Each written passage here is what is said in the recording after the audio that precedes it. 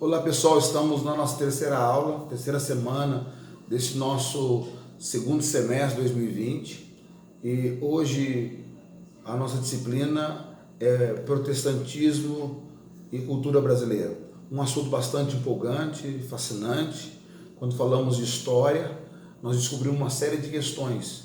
Como eu disse a vocês nas aulas anteriores, o protestantismo brasileiro teve três fontes, ou a raiz do protestantismo brasileiro é de três países, né? Estados Unidos, a Grã-Bretanha ou a Inglaterra, como seja, e também a Alemanha.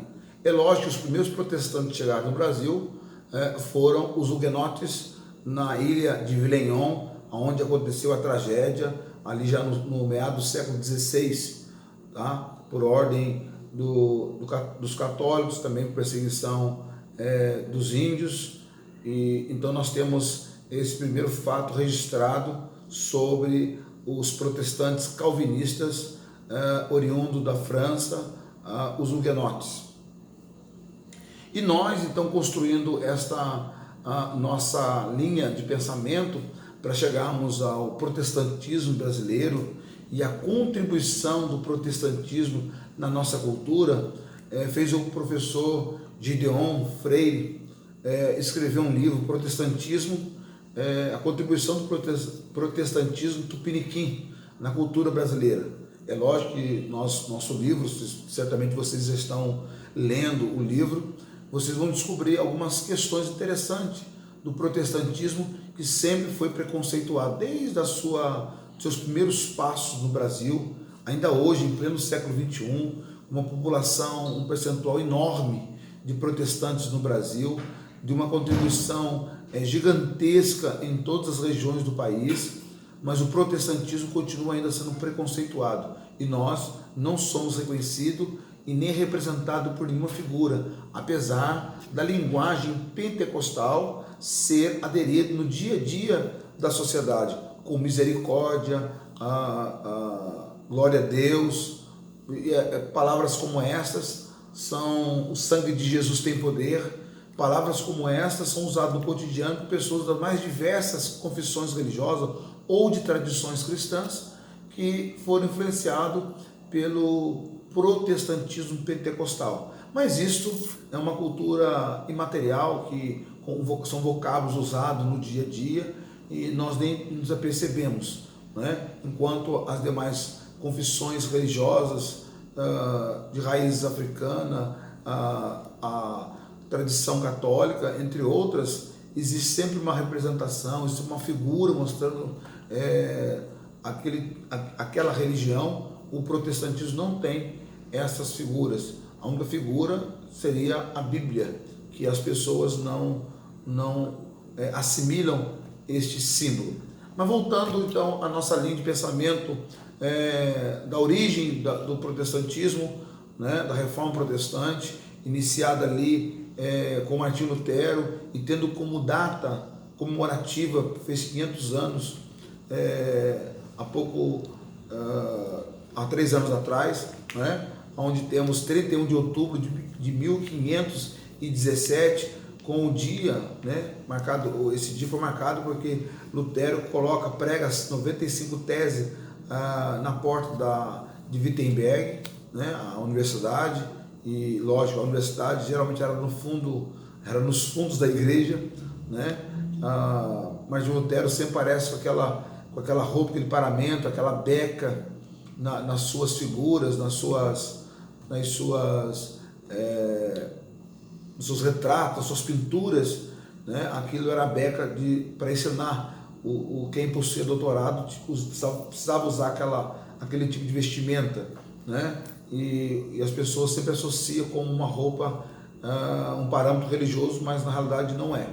E Martinho Lutero pregou as 95 teses, e lógico que a linha de pensamento dele foi muito interessante, porque dia 1º de novembro é comemorado pela tradição católica, dia de Todos os Santos, né? Dia 2, dia onde comemora, onde lembra os entes queridos. Então Martinho Lutero usou um dia muito interessante, onde todos faziam caminhada, iam para a região, ia para Wittenberg, e aí ele pregou as suas 95 teses, né? Na minha concepção, Martinho Lutero usou um marketing, né?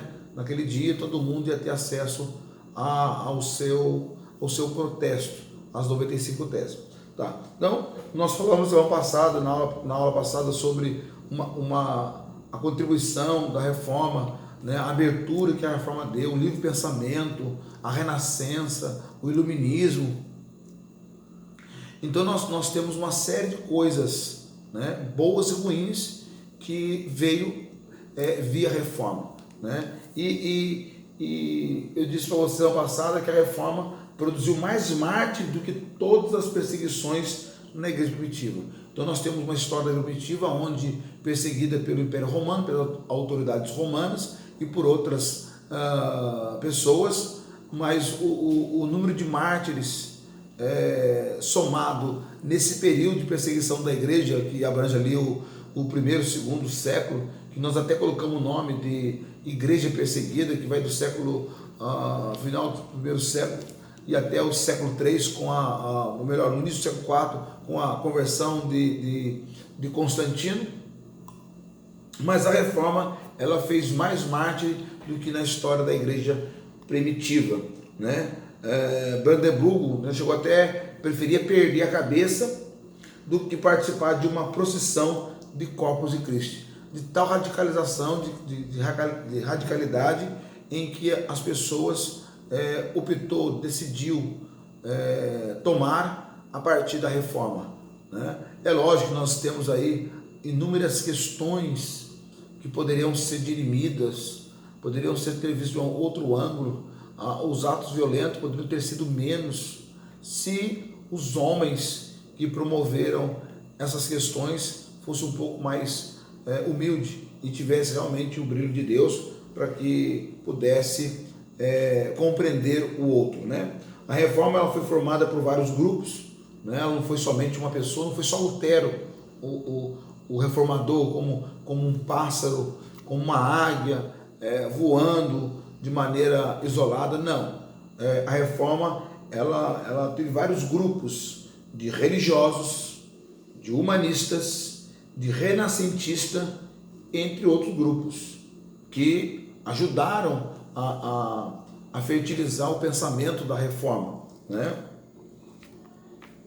A máquina propulsora da reforma foi certamente o grupo religioso. Os outros vieram no vácuo, né? O grupo humanista, o grupo renascentista, o grupo político veio no vácuo, tá? Tiveram contribuições na reforma, né? Mas o tanque de guerra, né? O grupo usado como máquina propulsora foi o grupo religioso, porque foi um estopim. Quando Martinho Lutero dá o brado, né, queimando a bula papal, ferveu em todos os principados da Alemanha e repercutindo em outros países. Os outros grupos que apoiaram a reforma pelos seus ideais não religiosos ou teológicos. Então, eles apoiaram não por causa da religião e não por causa da teologia, mas por causa dos seus ideais. Ideais de liberdade, de livre pensamento, né? Ideais, por exemplo, Descartes, ele desejou escrever o seu livro, a sua obra, mas ele postergou com a excomunhão do Baruco de Spinoza, tanto pela tradição católica quanto pela tradição judaica, né? Sendo inclusive amaldiçoado pela tradição judaica. O Descartes ele preferiu recuar e guardou mais ainda um tempo o seu livro para depois ele publicar o seu livro, os seus ideais filosóficos, né? Então, os grupos que apoiaram a reforma, além dos religiosos, que tiveram como ponto de partida a religião, os outros apoiaram por causa dos seus ideais, por causa dos seus pensamentos, por causa da liberdade de expressão. Então eles vieram juntos, vieram no vácuo da reforma, tá? Então a reforma ela não tem só uma questão de Lutero, ela tem grupos, N grupos por trás, aonde a reforma se fortaleceu. Vamos para a próxima aula.